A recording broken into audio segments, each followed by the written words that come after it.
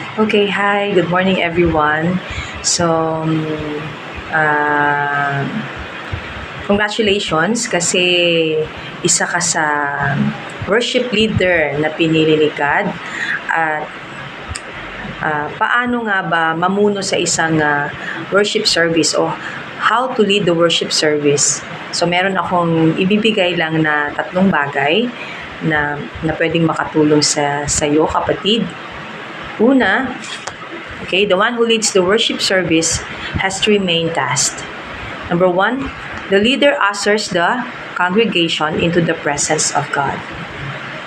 So, ang isang chorister o isang member sa choir ay para siyang receptionist or secretary na nililid yung mga visitors sa presence ni God. So, piniprepare niya yung mga sasamba sa presensya ng Diyos bago mag-umpisa yung pagsamba sa ating Diyos na buhay. So, number two, ayan, the leader promotes an atmosphere conducive to worship.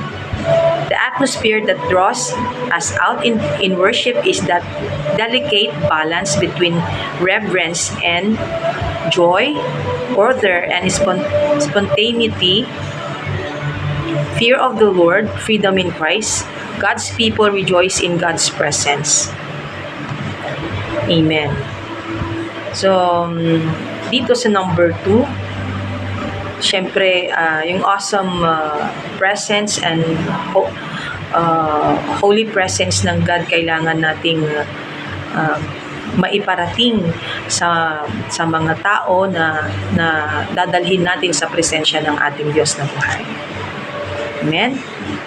And then, number 3, the leader encourages congregational participation and at the same time, keeps order. So, the whole congregation must be actively involved in every aspect of the worship.